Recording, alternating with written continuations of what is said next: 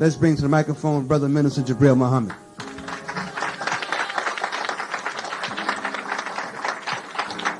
Assalamu alaikum. In the name of Allah, the Beneficent, the Merciful, I bear witness that there is no God but He, and Muhammad is His servant. Brothers and sisters, I'm very honored, first blessed to get here alive. A lot of people who were here yesterday rather, are not here today. So I'm thankful, first of all, for that. When you get up in a plane, when white people are piloting the plane, they just tell you what they're going to do. I mean, they leave God totally out of the picture. We're going to do this and this and this and this. You know, it doesn't happen like that. They said that the plane was due in from Baltimore, Orlando, Florida. It would be here about 11 o'clock. We clean it up, and you will get on it at 11:15, and it'll be on its way. It didn't even take off at 12:28. It's better to be humble. It's better to really talk strong about what you really have some say-so over. And that which you don't have any say-so over, leave it to the one who has power over that. The Muslim pilots, they pray. Before the plane takes off, they beg Allah for help.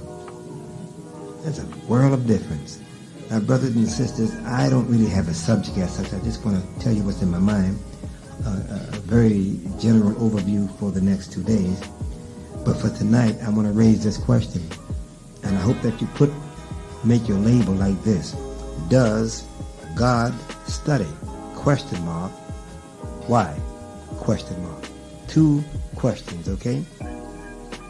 And I want to ask you, we don't have the microphones to float around, and if you want to help me with some of this, I appreciate it, because I'll just randomly ask a few of you a couple of questions. Does God study? To a lot of people, just raising that kind of question seems to denigrate God. But it does say that God makes judgments, doesn't it? This great day called the Day of Judgment is the day of God's judgment. Well, what precedes judgment? If you arrive at a judgment, then prior to that you were not judging. Right? If you arrive at a decision, God makes decisions, does He not? Well, at what point does He make a decision? Is the decision from way back before the party was even ever born? How far back does His decisions go? Is there a point in time when He makes a decision? The Bible and Quran says there's certain circumstances when God changes His mind. Have you ever heard of that? Did you read that? Did you ever read where God reflects? Where God muses. You know what the word muses mean? Go look it up. M-U-S-E-S. So does God study? Well, if you take exactly what we've been taught, if you already are acquainted with it, you know He does. But suppose you were new to this teaching or didn't know it. The idea of God studying might sound weird, and even might sound like you putting God down or reducing Him to the level of men and women, common people, ordinary people. Do you study? You have a job? Is it something beyond washing dishes? Washing dishes doesn't require a PhD, does it? Have you ever swept the floor? Does it require a great deal of study to sweep a floor? But it does require more knowledge to clean a floor, a terrazzo floor, or a floor in one of these big buildings, doesn't it? You can't clean them any old kind of way. So the more difficult or the more skill that's involved in the thing that you're doing, then the more knowledge you have to have. Now, to become a surgeon like Dr. Alim, can you become a surgeon after 3 weeks? Have you ever gone, or would you go to a dentist who hung his sign out saying, I just graduated after 15 minutes experience, and I went to school about 4 weeks? Would you go to that person to have him work on your teeth? Why?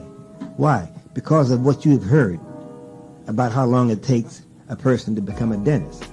Probably none of us in this room are dentists. Huh?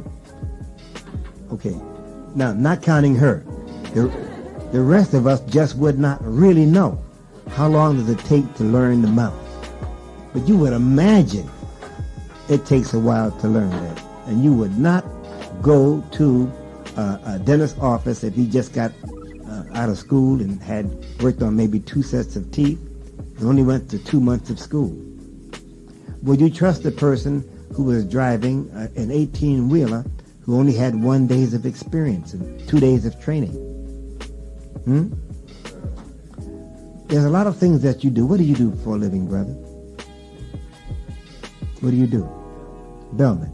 That requires some intelligence, because if you frown at people, then you get fired. You have to have some nice exterior, don't you? Okay, what do you do, brother? Okay, network engineering. What do you do, sister? You do what? Okay, you're in school for cosmetology. Okay. What do you do, sister? Director of musical theater. Now that requires far more skill than sweeping a floor, doesn't it? What do you do, brother? Security. What do you do? You secure the bank, the World Bank on top of that. Okay. What do you do, brother? Yeah. Well, what did you do? Last time. Okay. And what did you do before that?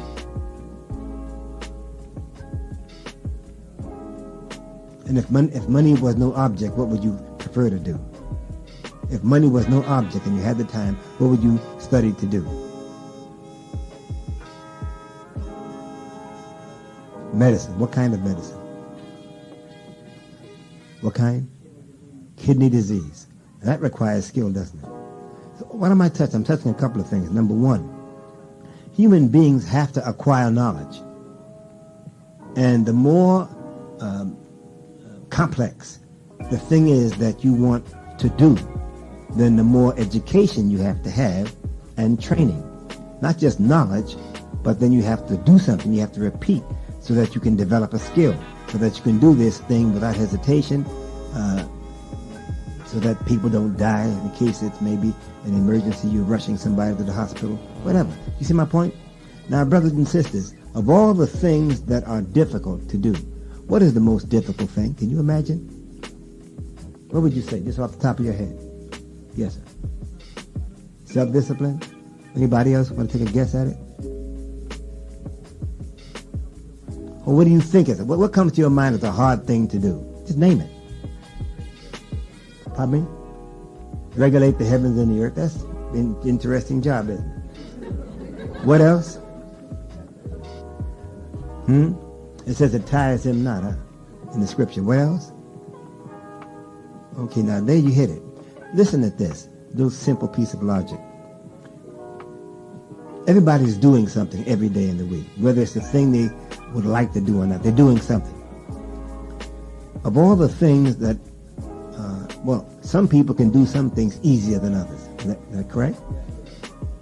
Now, as you progress, I'm making this short, as you progress up or down or across the ladder of difficulty, you find fewer and fewer people able to do that thing, whatever it may be. When you get to the last thing, you find almost nobody. And that is something akin to going out to the graveyard. Do you have graveyards in this city? How long would it take you standing out there in a warm day, summertime, on a nice, comfortable couch or something? How long would it take you with a bullhorn to get someone to come up out of the grave? How long would that take? Would you consider that impossible? All right. Then if you back away from that and ask what is next to that, that's raising the dead spiritually. Get the point? Now, do you consider yourself the chosen of God? I'm talking about you in this room. Or do you have doubts about it? Yes, you do. But have you ever thought that possibly you personally were handpicked by God? You personally were seen a long time before you were born, and there were circumstances, course corrections, whatever, that went on by God in your life right up to the point where you came and heard this teaching. And even if you didn't accept right then, there was extra help being administered to you by people you don't even know and don't even know how to contact. I'm not talking about the brother and sister or people that you saw, your friends, relatives. I'm talking about people that you don't know, have never met, who helped you in the process of accepting this. Have you thought of it just like that? And the problem with us, we don't know who the hell we are. We can never learn our individuality, who we are as persons, our own person. This person, that person, that person, that person, unless you first get clear on our collective identity. You will never get straight or clear on your individual identity unless you have thoroughly accepted our collective identity. And neither can be done without some study. Now, if the resurrection of the dead, and we didn't take a lot of time to prove it, but it can be proven, and absolutely proven, is the hardest thing. It's next to the impossible. Elijah Muhammad said one day, God can't lie. To get born, you have to have a mother and a father. And when you really sure enough dead, you ain't not coming back. Notwithstanding the fact that we got some high-tech Muslims in the country here and there who say they're followers of Minister Farrakhan, who have some kind of Ouija board understanding about coming back. But the reality is, once you are really, really, really dead, you never come back. Now that's straight up hard reality, which once thoroughly digested, develops a greater appreciation for life. And those things that keep you on the planet. Got that?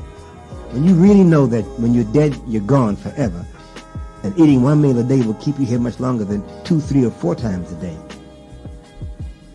that it's not worth it to get so worried and frustrated and stuff that you say, well, I got to solve this by eating.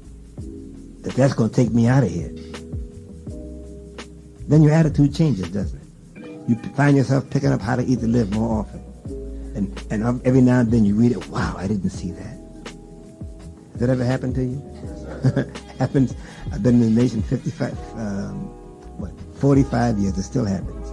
Now look, my dear brothers and sisters, this is one of the biggest problems we got right now. We don't know who the hell we are. We don't know.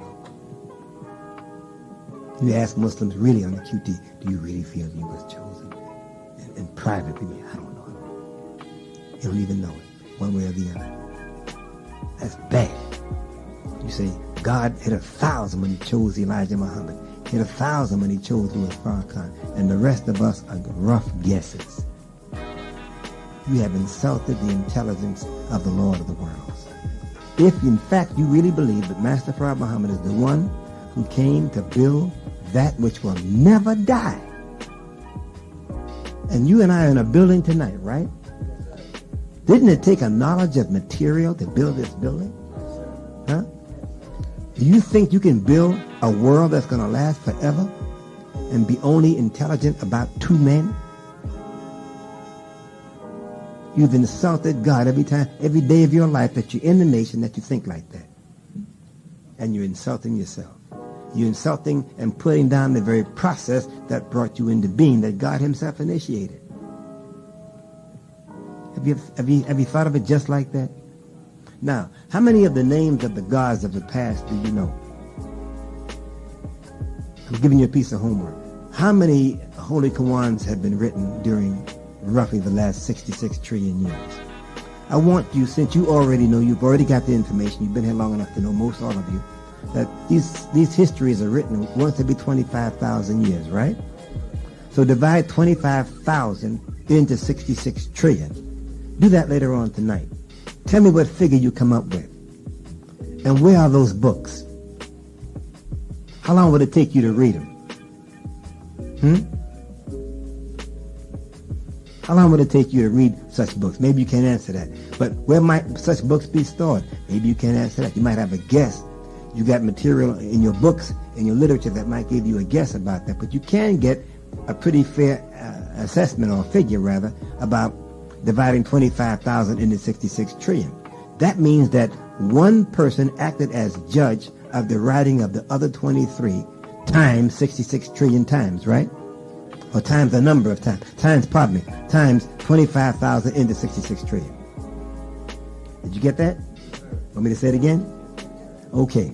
How many times have these 25,000 year histories been written in the last 66 trillion years? Well, you find that out by dividing 25,000 into 66 trillion. It gives you a number. Not that those men lived 25,000 years, but at least tells you what happened in the year 1 now. The same number you're going to come up with is the same number of men who acted as judge over those writings, correct? How many men? How many men?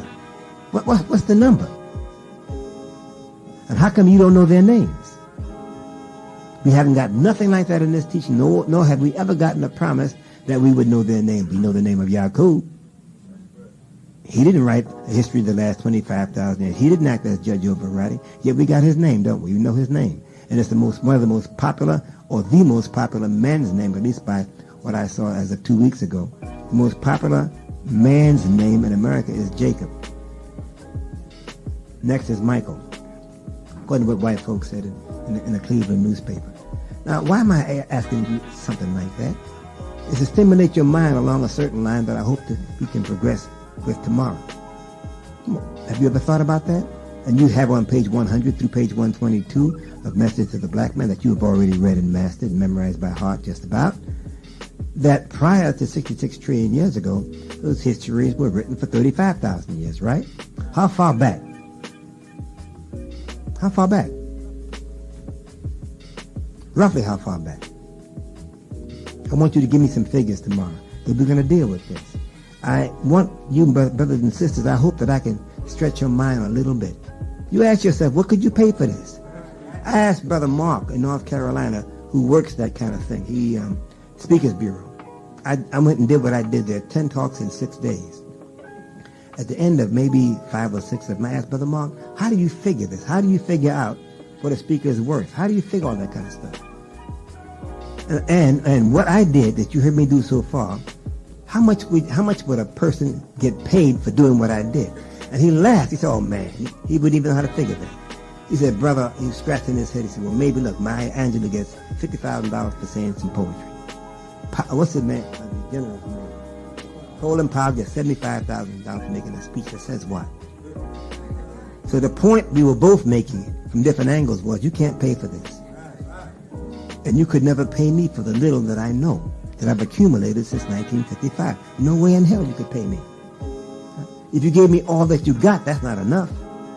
Would it be very much? Huh? Come on, let's be real. If Master Farad Muhammad did the study and came here and worked a certain man up to a point, the proper point where he could meet him and talk with him and fill him up, then that man has experience for years with the word. And then at a certain point he consciously works on Minister Farrakhan. Hey, you can't pay for that. What do you think went into Minister Farrakhan to make a call that produced the Million Man March? The word came out of his mouth not long before it happened. But what happened leading up to that? How much would you pay for the Holy Quran? Go back there 15,000 years ago. Meet the scientists who wrote the Quran. How much would you pay them? They go on a fast, maybe 14, 15 days. Then they confer, they begin to write. This man looking thousands of years in advance. How much do you pay somebody for that? You don't pay them. So what do you do about it? You study. There's nothing you can give. What could you give Minister Farrakhan for giving your life? Say, well, I'll make you a trade. What could you give him? A bowl of soup, or 50 bowls of soup, or $1,000? Or you can buy him another car. He got all the cars he wants. You know, I mean, another suit. He can open up a store right now. What are you going to give him? That was satisfying. Nothing. The only thing that satisfies that man is the successful completion of what he's about. So I put in the paper straight up, and I put it in a different form for this room. So on our simple level, we need to study, don't we? But does God study? You say, well, Master Farad Muhammad studied. Well, how does he study? How does a man study to be able to bring to the rest of us the origin of the first man, how the first man got himself together? He pulled 10,000 parts together or elements to make one atom. What the hell do we know about that? Was he conscious when he did that? How conscious were you at the point of conception? Your conception. After 4 or 5 months, were you conscious? You reacted. We reacted in our mother's womb. She could put thoughts in our mind and shape us up. But how much of that were you and I conscious? How many of us remember the very moment when you and I were born? Passed through the birth channel. If you raise your hand, you're outright lying. You could say you had a dream. That could just be anything. You don't know nothing about that. How much do you remember the first 6 months of your life? So you were not conscious, were you?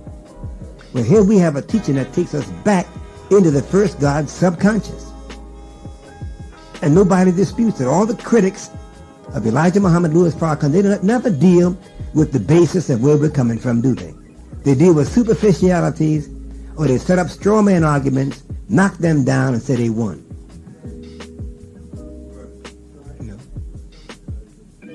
Or pretend that we chose one team over another team. I'm sure how ridiculous it is. It's like we chose, I don't know, who's playing tomorrow the next day, I don't know. Whatever. Team A, Team B, and Team A beats Team B, and they'll associate us with Team B and say, well, we won, yours wrong. We got nothing to do with that. They bring up matters or situations that have no connection with what Muslims are all about. And then some of us are so lightweight, we get all emotionally involved because some critic don't like us. So what? There's people writing books all the time. Megiddo and this one and that one. So what? So why should you get all wound up because somebody put in a book that they don't like you and think you're a liar? Why not do like the Holy Quran says, pass by them nobly? But you can't pass by them nobly if you have a lightweight knowledge of what you say you believe in. So I'm not challenging your belief, not today or not tomorrow. I didn't come here to do that. But I hope to stretch your mind. And I start you up by asking you to go home tonight and think about it. How many of these judges of the writings were there? They're gods. How many of them were there? How many? Does God have to study to maintain his position as supreme being?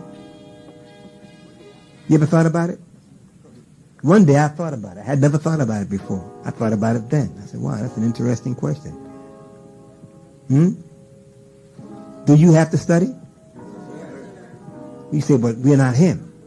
But if you stay in this teaching, we know from this teaching, from what we've heard, this teaching grows you. That's where you're going.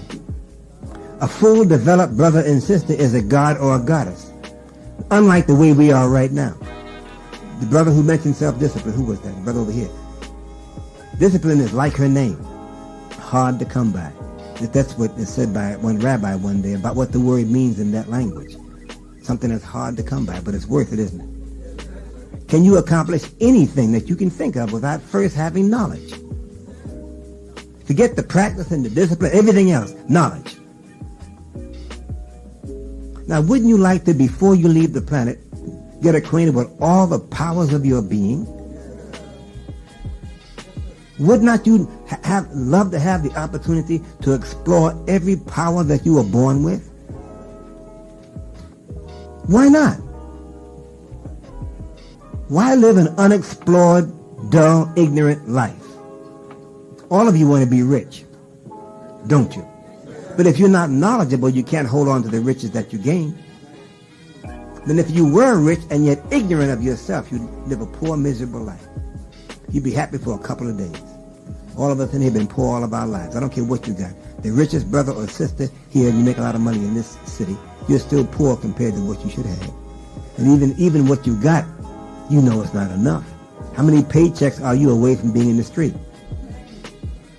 I mean, and in your bank account, do you have about $4.5 million? Aren't there a lot of white folks that got millions or $797,000, something like $800,000?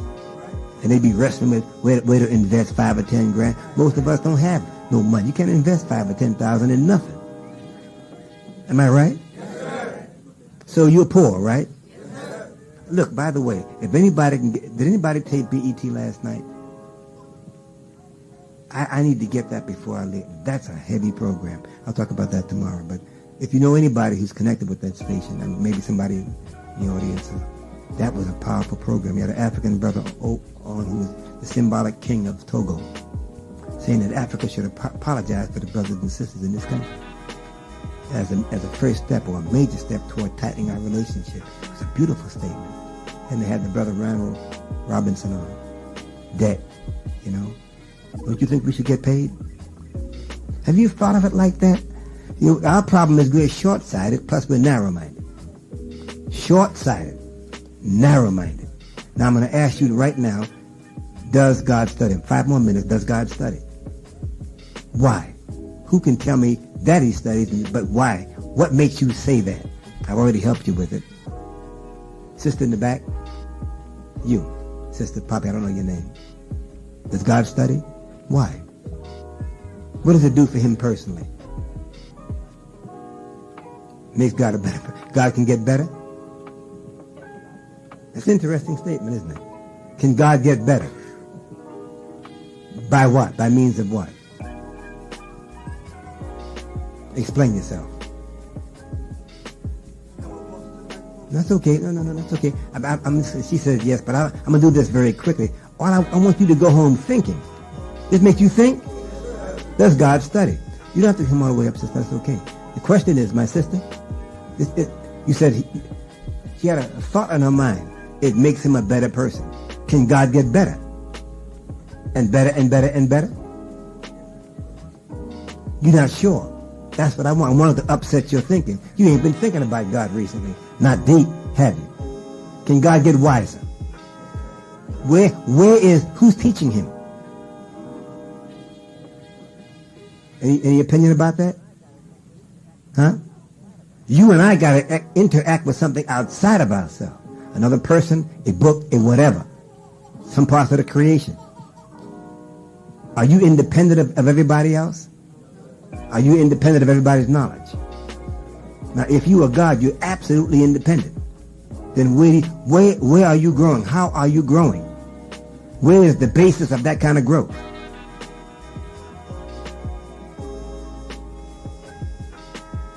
I think if you come out here tomorrow, come on time and come ready to deal.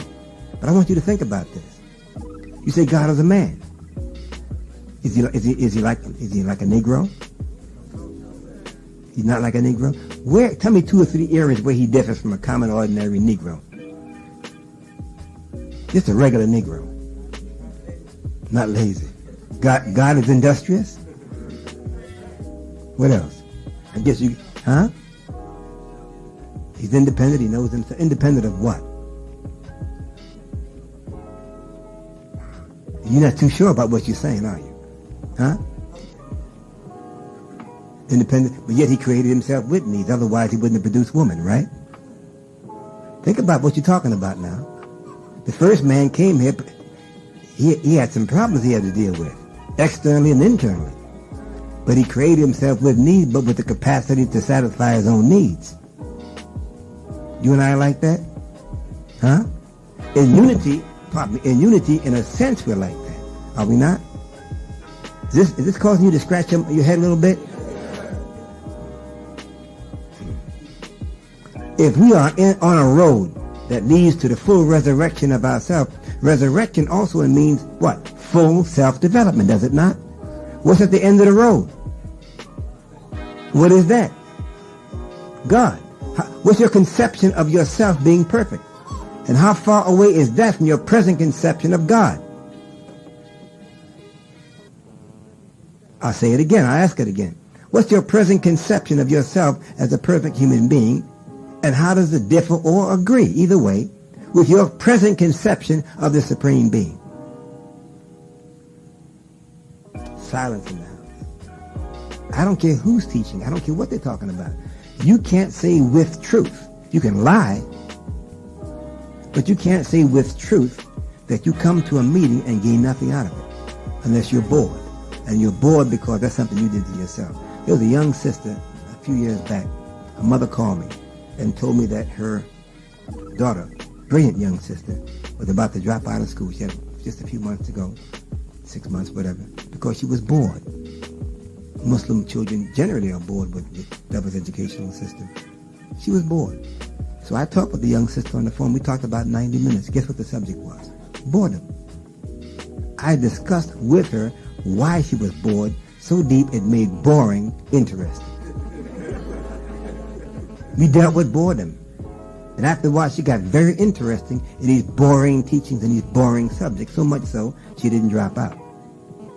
And you say, well, I know all of this. No, you don't.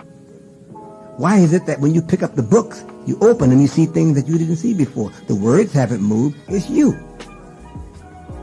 If you come with that kind of an attitude, all you're saying is you forgot what this was about. Or, guess what? You never really learned why God brought you here, or you don't even know that the Supreme Being handpicked you. You might act a little different if you ever came to realize that. Now, can that be proven? How can you do it? If we talk long enough, one-on-one. I know by the help of Allah, from what I know of this teaching, I can prove to you from the stuff coming out your mouth. I don't care how hard you fight it. You were handpicked, and way down in you, you knew it a long time ago, but you had been fighting it. You expressed it all kind of ways, mostly negative. One way you say it is, don't nobody understand me. You thought about how weird you are. You probably was. There's a whole lot we can go into that. Some of you say, well, he or she or I was very, very nasty and funky. And you think Allah didn't know that? There's nothing that we have done on the funk side He don't know. And He factors the funk that we did into His resurrection of us. We have all kind of stupid statements that we make, such as, I don't want to come down there, I ain't ready yet. Or I ain't clean enough yet. Some of us said that. That is so ignorant. That's like your wife running a hot tub of water, foamy and nice and whatever is in it, and you come home and you don't want to get in it because you are not clean enough yet. It is as stupid as saying that. And I'm telling you, all the reasons that we give to ourselves, God, devil, everybody, for not doing what we should do, every one of them are class A stupid. It's the last series of dumb things we say before we finally wake up. Because the next stage after all that stupidity is to get awoke. Follow me? The next stage after all those dumb comments, we could spend all night on that, is statements that make sense. You're just one step away from getting it together. And the more them dumb statements you make, you don't realize that you're showing symptoms that you're getting ready to get up. And when you deal with one another, oftentimes we misread. Like going on a fast, for example. Haven't you experienced going on a fast and you feel kind of bad and funny in the legs and whatnot? Now, a person who's knowledgeable say, but all that's good. Those symptoms are good.